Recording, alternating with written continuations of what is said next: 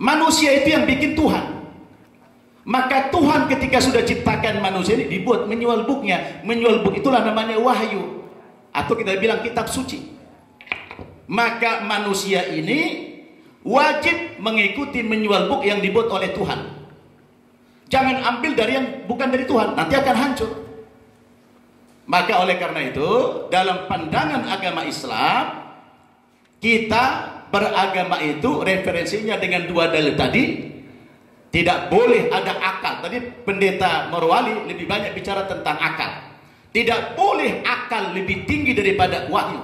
Tidak boleh akal lebih tinggi daripada referensi dalil nakli. Tapi dalil nakli ini disesuaikan dengan akal. Bahwa tidak semua konsep itu logik, masuk akal. Kenapa tidak dilepas semuanya harus logik? Nanti takut manusia sombong. Benar ya? Takut manusia sombong. Maka ada pembatasan-pembatasan.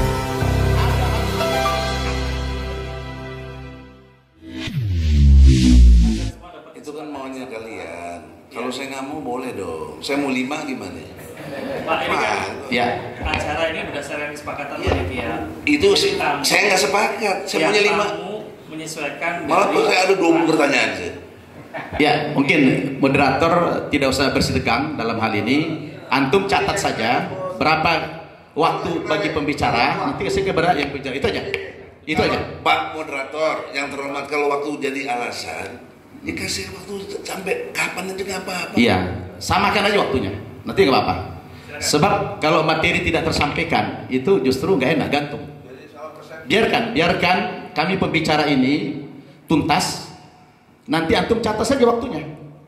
Berapa kelebihan waktu itu serahkan kepada pembicara yang lain juga begitu. Pak, ikut aja Pak, ikut aja. Ya, moderator biarin dia. Baik, Pak Pendeta, sebentar ya, jangan gaduh dulu ya. Kasih waktu saya bicara dulu. Ya, 10 menit ya. Saya mau bicara tentang tauhid tadi. Saya ingin katakan, di dalam agama Islam, referensi beragama kami itu ada 2 yang disebut dengan dalil. Dalil itu ada 2. Pertama namanya dalil nakli, yaitu nas, wahyu. Yang kedua dalil akli, yaitu akal. Inilah dasar pijakan kami umat Islam di dalam beragama. Yang pertama nas dulu, dalil nakli dulu. Karena agama itu sumbernya dari Tuhan. Tapi ketika Tuhan menurunkan ajaran kepada manusia, itu harus bisa diterima dengan akal manusia. Makanya referensinya 2, dalil nakli, nas, dan dalil akli, itu otak akal manusia. Selanjutnya saya ingin kasih satu analogi. Bagaimana proses agama itu sampai kepada manusia. Tuhan menciptakan manusia ini. Tentu dia yang tahu tujuannya apa. Kita tidak tahu, kita ini objek. Dia yang punya rencana. Tapi rencana Tuhan apa? Kalau dalam Al-Quran dikatakan, wa ma khalaqtul jinna wal insa illa liya'budun. Tidak kami ciptakan jin dan manusia kecuali untuk beribadah kepada Allah. Lalu bagaimana cara manusia menyembah Allah Subhanahu wa taala? Atau manusia juga tidak tahu. Manusia tidak tahu. Karena kita ini makhluk yang pasif. Kita diciptakan oleh Tuhan. Ketika Allah menghendaki menciptakan makhluk yang bernama manusia khususnya, tujuannya dalam rangka untuk menyembah Dia, maka secara otomatis juga Dia menurunkan pedoman, menurunkan petunjuk bagaimana tata cara menyembah Dia. Itulah yang kami sebut dengan dalil nakli. Itulah nas, itulah wahyu. Lalu bagaimana proses agama sampai kepada manusia itu? Apakah Tuhan, Allah itu datang kepada manusia secara keseluruhan? Tidak. Allah tidak menghendaki dirinya berjumpa dengan kita ini. Tapi Allah Subhanahu wa taala harus sampai ini konsep. Maka Allah Subhanahu wa taala memilih di antara hambanya itu yang paling super, paling bagus. Itulah yang kami sebut dengan nabi atau rasul. Jadi wahyu itu sampai kepada nabi dan rasul. Pertanyaannya, apakah Tuhan juga langsung jumpa dengan nabi dan rasul? Pakai perantara lagi, yaitu melalui makhluk yang namanya malaikat. Jadi Tuhan mengatakan, wahai malaikat, sampaikan wahyu ini kepada hambaku, nabi ini, nabi itu, yang wahyu ini dijadikan sebagai pedoman kepada umat manusia. Jadi begitulah proses sampainya agama kepada manusia. Saya kasih analogi supaya kita bisa benar. Katakan pabrik Toyota memproduksi mobil, katakan dulu Innova. Pabrik Toyota memproduksi mobil Toyota. Tentu yang tahu siapa? Ini pasif, yang tahu adalah yang memproduksi. Maka ketika pabrik ini memproduksi mobil Toyota tadi, mobil Innova itu, langsung dia bikin manual booknya, ya, buku aturan. Dia jelaskan ini mobil Innova adalah buatan pabrik Toyota, mesinnya sekian silinder, bahan bakarnya bensin misalnya, cara penggunaannya begini, onderdilnya ini dan itu. Siapa yang tahu menjelaskan ini? Adalah pabrik yang membuat. Innovanya tidak tahu menang.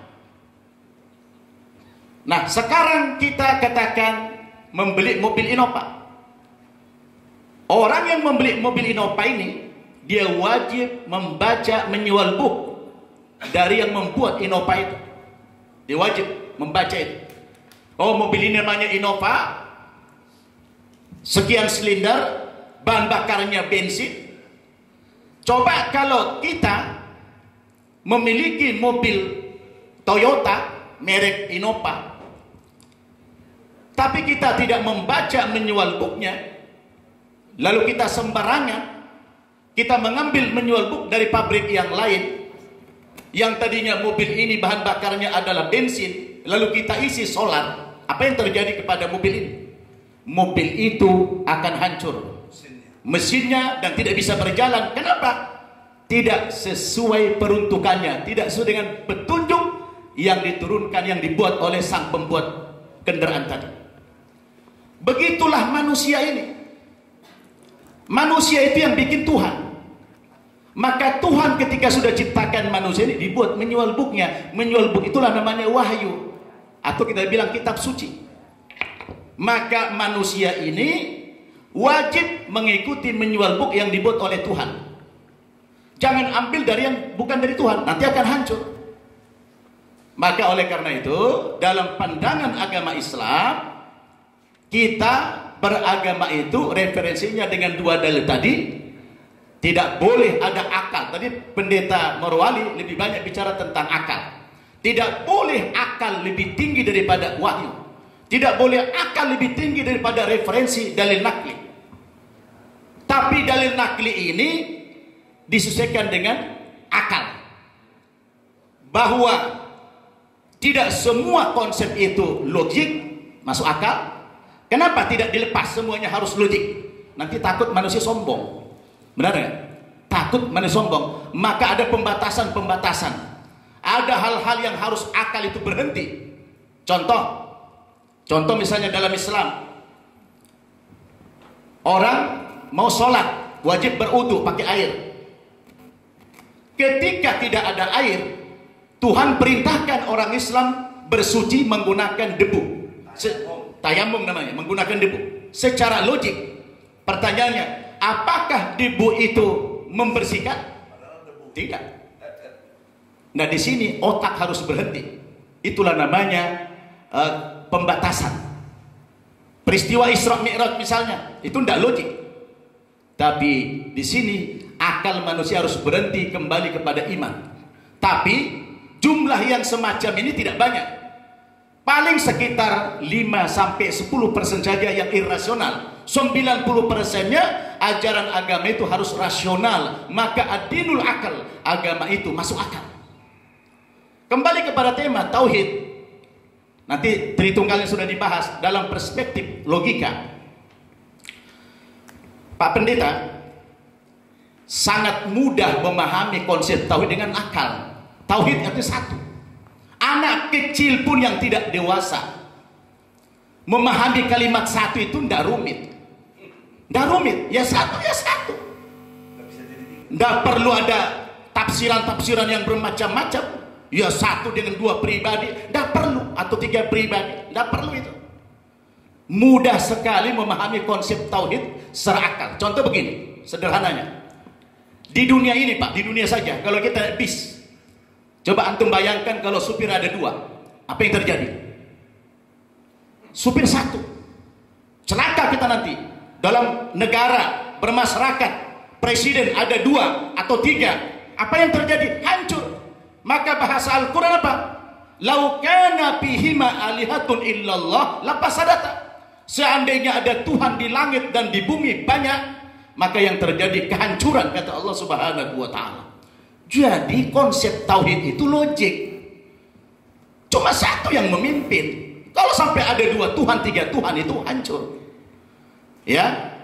Oleh karena itulah di dalam agama Islam kita dianjurkan berdialog.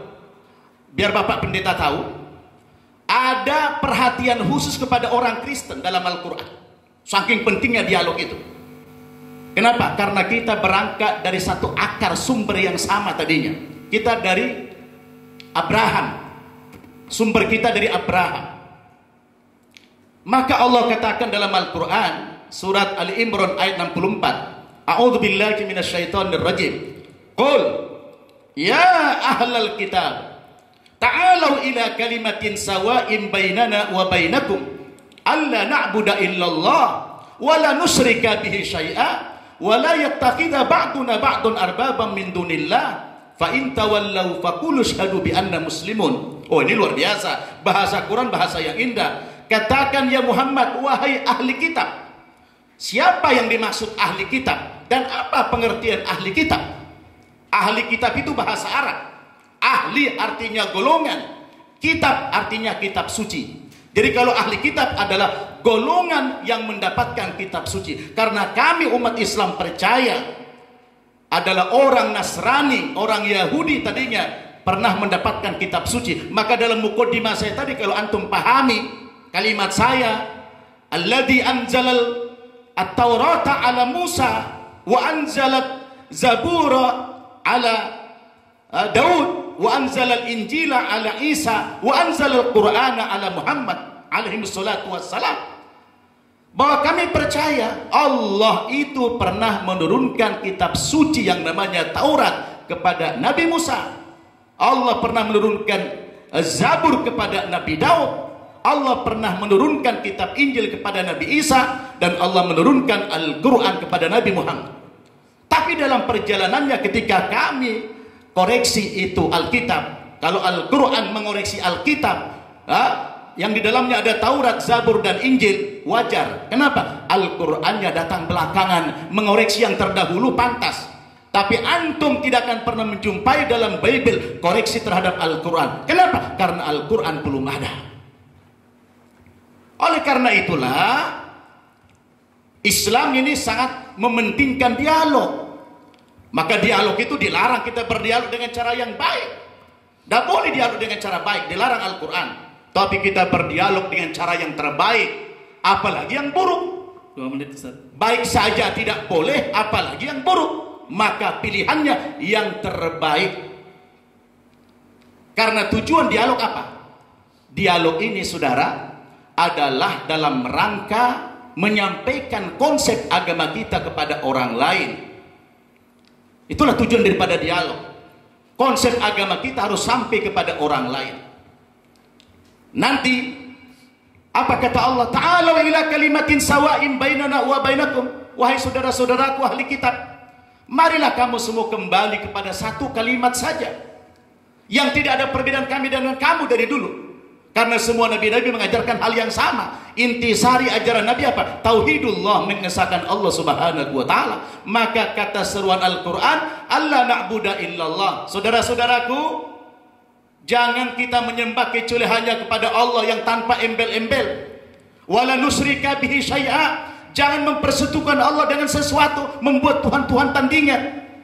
Wala yattakhidha ba'duna ba'dun arbabam min dunillah.